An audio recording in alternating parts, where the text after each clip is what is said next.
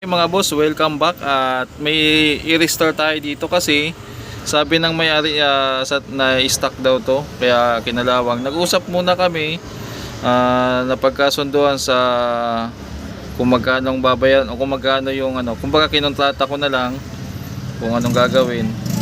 So gagawin natin dito ay target natin dito kalasin lahat para malinisan, tapos yung mga kinalawang na pyesa katulad yan, pinagkakalawang na yan, sample natin. Marami pa dyang iba, hindi lang natin na natatabunan. Katulad ito, mga IC na to, pinagkakalawang. Ayan pinagkakalawang. Ayan. So, papalitan na natin yan yung mga kinalawang. Tapos dito naman, yung diode, pull out natin tong board para malinisan din. Mga potentiometer din doon. Yan ito, ayusin na rin yan. So pull out ko muna, tapos linisan natin. Kalas ko na mga boss, pagbalik ko ng board, nagulat ako dito. Kaya pala ang bilis na gawa. Ayan, tingnan yung ginawa sa relay. Yan, naka-jumper na. So kakalasin ko tong wiring.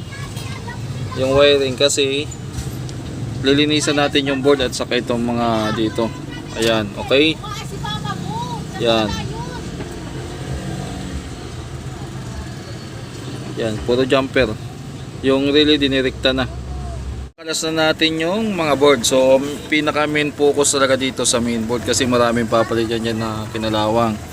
Dito naman wala. Volume lang at saka itong dalawang switch, tapos linisan natin yung PCB. Dito naman sa buti na lang nakatihaya to.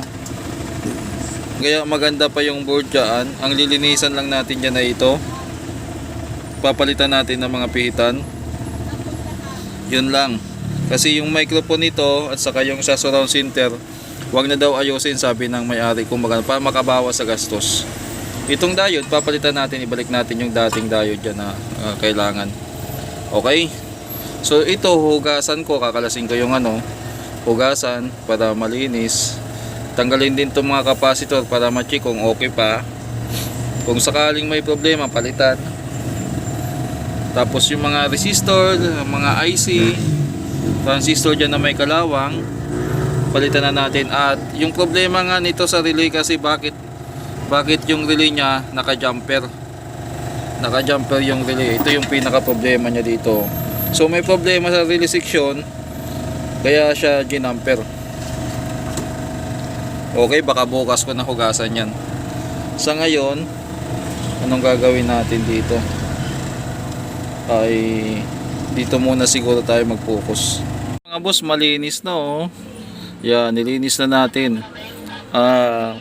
Ano ba purpose ng paglilinis natin dito? Kaya nilinis natin para mabilis natin ma-identify yung mga papalitan sa hindi. Kasi may iba naman dyan na natatabunan ng alikabok na makalawang.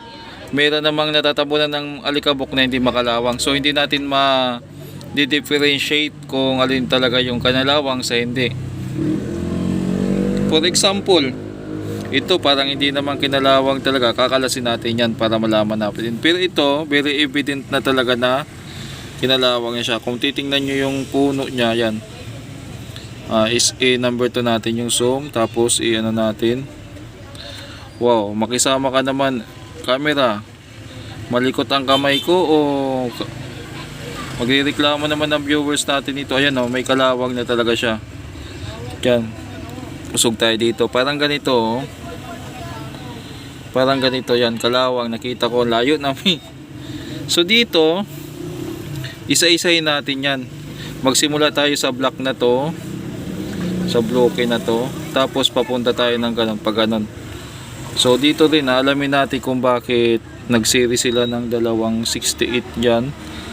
O ano nangyari dito. Bakit napalitan niya ng Saka kung bakit, aalamin ko din ang dahilan kung bakit yung relay dito naka-jumper na yung mga dito, diba, yung relay nakapang jumper na. Alamin natin kung bakit. Okay? So yun lang muna mga boss, at sisimulan ko na to. Baka bukas susunod na araw matapos to. Dito malinis na rin Yan, linis na. Mga boss, ayan nagsimula na tayo kaya puro kalawang na yung mga nakalas natin. Andito yung iba, nilagay na natin dito. Nasimulan na natin, napalitan na natin yung hilera na to. Dito naglalagay na lang tayo ng panibago. Diyan. So isa-isahin natin kasi may mga kinalawang, ayan o, para mapalitan lahat. Ayan, papunta doon pag ganun tayo.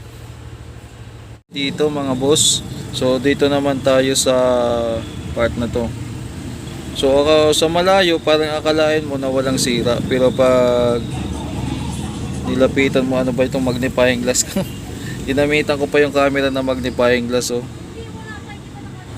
Malabo din pala yung resolution nito. Oh, ito na lang, camera na lang.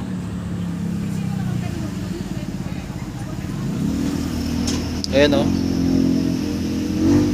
So kung titingnan nyo mga boss, pag malayo hindi halata na may kalawang, pero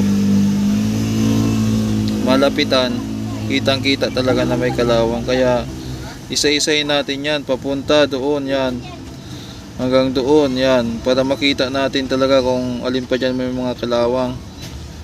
Yan, matabaho nga lang pero kailangan talagang gawin, kasi yun ang sinabi natin sa customer na may kalawang, at patunay na ayan, may kalawang talaga yung mga pyesa.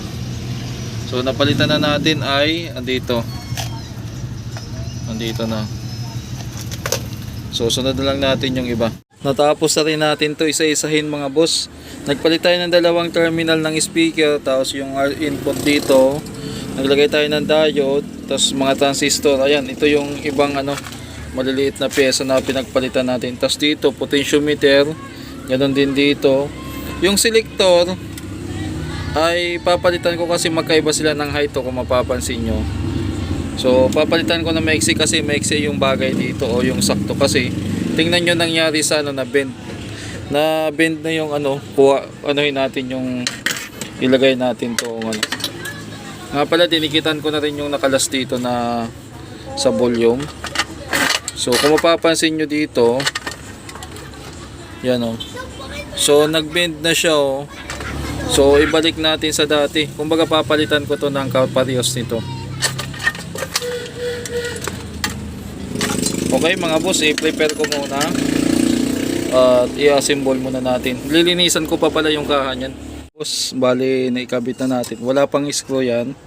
Naglagay tayo dito ng jack. Baka sakaling may problema, nilagyan lang natin para sigurado. Input, tapos speaker. Parang akala mo talaga tutunog na eh. Power on natin mga boss. Uy, lumagatik yung speaker Volume tayo. Wala mga boss, walang sounds. Walang sounds. So selector, tuner, naka-tuner tayo. Naka-tuner ba yan? Ayun, naka-tuner naman. Speaker. Parang gumana lang saglit yung relay, tapos hindi na gumana. Kaya pala ginamper. Hindi siguro gumagana talaga yung relay. So try nating hinaan lang natin ng konti. Mag-tap tayo dito mismo sa output. Ayun, gumagana. Kabila. Itong kabila. Wala.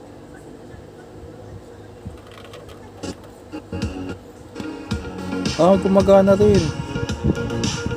Kabilang channel.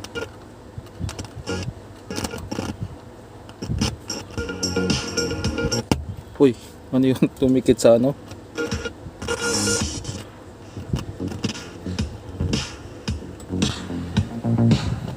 Gumagana. Kaya lang yung relay hindi nagpa-function. Aanda lang saglit tapos babalik. Ibig sabihin, napalitan ko na dito yung mga kinalawang na pyesa. Napalitan ko na. So yung iba dito na hindi ko napalitan, itong transistor na to, tapos ito kasi hindi naman kinalawang, tapos ito mga resistor bagong palit na yan, simula dito hanggang dito. Yung signal diode na 12 volts hindi pa.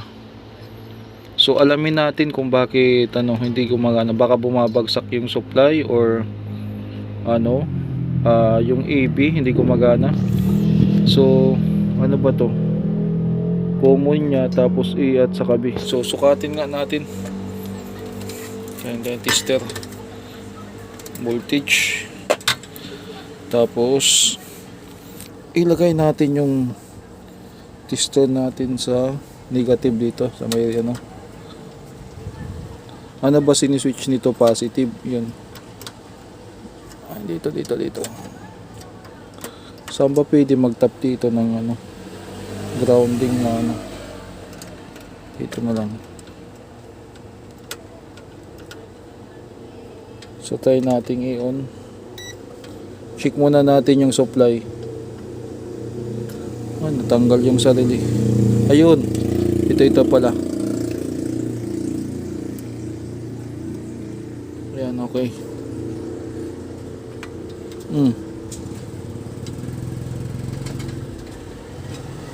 Bakit wala? Walang supply, anak ng. Wala oh. Wala, mali yata yung inject natin dito tayo. Check tayo ng ano. Ayun, meron na. Susukatan natin dito. 17. So gagalawin ko yung selector.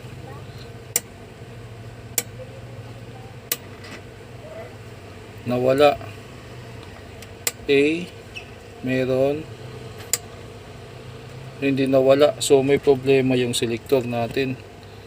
Kabila.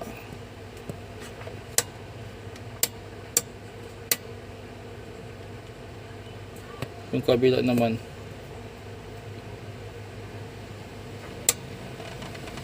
$17. So dito na tayo nag-i-inject. Try nating tanggalin. Subukan nating sukatin input niya. Ayan.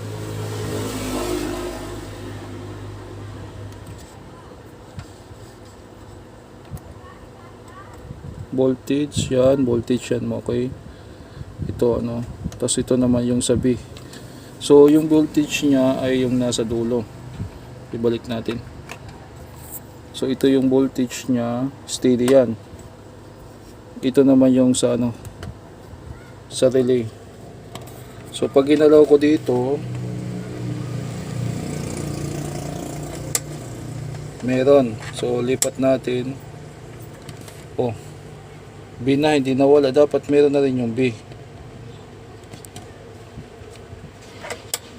Oh, wala yung B oh. Yung B ayaw gumana. So maganda nito, i-try nating ilipat sa ano. Try natin. So wala din. So may possible na may problema dito sa selector or putol yung wire dito. Tingnan lang natin mamaya or bukas na lang mga boss. So dito mga boss, i-check natin yung connection ng selector kung gumagana pa o kung gumagana. Yan, gamit tayo ng tester, tapos yung continuity ng B plus at saka yung sa A or B ililipat natin. Yung B plus kasi nasa dulo, yung dito banda, yung pinaka last na part. So pihitin natin to. Ayan, gumagana. Ayan, gumagana naman. So lipat natin sa dulo. Ayan, gumagana naman.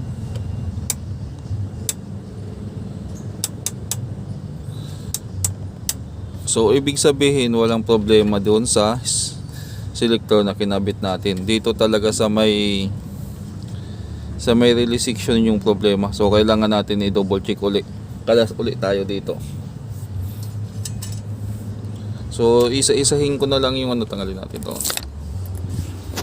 Siguro isa-isahin ko na lang yung pyesa dito. Bukod sa mga resistor na bagong kabit, yung mga transistor na ano, na hindi ko pa napalitan, na binalik ko, hindi naman kasi wala naman kasing kalawang, double check ko na lang. Diode na ano dyan at saka ito, double check na lang. Yung supply ando naman meron naman tayo na sukat dito. Tema natin yung relay. Chinik ko na yung mga pyesa na kinabit ko, okay naman pala. Hinang ko to. Ito kasi mga boss ay galing sa output ng dalawang IC na to. Tatlo yung relay niya So kung may DC out dito, kung nagka-DC out tong IC na to, hindi rin pala gagana. Kasi chinik naman natin dito sa main amp, tumutunog naman. Papakita ko sa inyo. So naka voltage tayo. Tingnan nyo ha, yung output nya. Ayan, nag-switch na yung relay. Meron na siyang DC out, yung dalawang IC. Yung isa, ganun din. Ito. Sana ba yung inject natin hindi madukot. Yan. Ayan, meron na siyang DC out. Tika lang, baliktarin ko yung kamay ko. Kasi alanganin.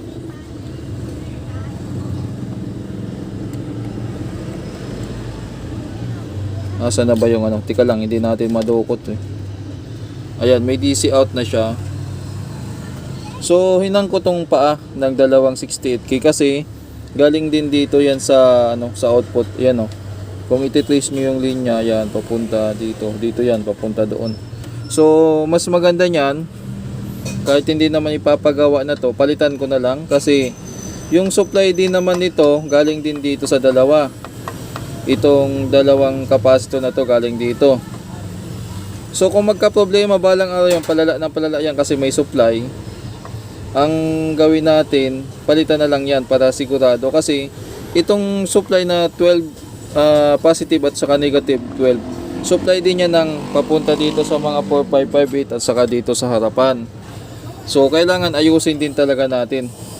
Hindi natin pwedeng hayaan lang yan na ano kasi magkakaproblema yan kasi pasira ng pasira yan. So palitan ko na lang to tapos okay na yung relay nito, nagsiswitch na. Malapit nang matapos. So, yung feed naman, yung para sa DC DTIC naman sa kabila, dito sa main amp, ito namang dalawang 68K naman. So, yung DC DTIC nya dito at saka dito. Kasi yung relay kasi, isang ano lang yan, isang trigger lang din yung nagdadrive yan ito. Yung pinaka relay switching transistor nya, sa tatlong yan. Hindi siya nakahiwalay. So, tanggalin ko to, palitan, ibalik yung resistor. Then testing natin ulit. Inabot na tayo dito ng 2 araw. Na mga boss, ayan, nagpalit tayo ng 2 IC para hindi maka-apekto. Yan, volume natin. Yan. Gumagana na. Yung fan gumagana na. Okay, pag-usapan natin dito kung bakit ginamper to ng unang gumawa. So possible na sinubukan niyang irekta, tumunog, kaya ang ginawa niya, ginamper na lang yung relay kasi hindi nga gumagana yung relay. Nagpalit din sila ng selector, hindi rin siguro umobra pagpalit ng selector kasi yung napalit nga ng selector mas mataas, diba, yung nakuha natin. So hindi rin umobra, kaya ang ginawa nag-check din ng mga transistor, hindi rin umobra. So dinirekta na lang yung relay. Sa tansya ko lang yun. Ayun ay theory ko lang or sa pantaha ko lang kasi hindi ko naman alam kung ano talaga yung buong kwento. So ang problema nun kung bakit talaga hindi gumagana yung relay ay mayroong siyang DC out. Ito kasi yung DC DTIC nya dalawang klase. Mayroon siyang DC DTIC galing dito sa supply ng dalawang TDE o sa output ng TDE at dito sa sa main amplifier. So pag nasira tong yung TDA, nag-short yan, nagka-DC out yan, hindi gagana yung relay kasi magkasama lahat yung relay nila. So hindi agad napansin ng unang gumawa siguro na may DC out yung dito sa sa may sa may relay. Ano ba yan? Wala. Hindi niya napansin na nagkaroon na ng DC out tong IC or nasira na. Yan, baka ang tansya ko dito kasi binago na nila yung design. Nakargahan ng malaking speaker siguro. Maliit lang talaga dapat ng speaker dito ang kinakabit. Unlike sa 5 auto kasi mga boss, sa 5 auto hindi nakadaan sa relay yung itong surround center niya. Dito dumaan pa rin ang relay. Kumbaga yung selector nila dito naka-relay. Kaya kung nagka DC out to, tapos good yung main amp, hindi agad mapapansin.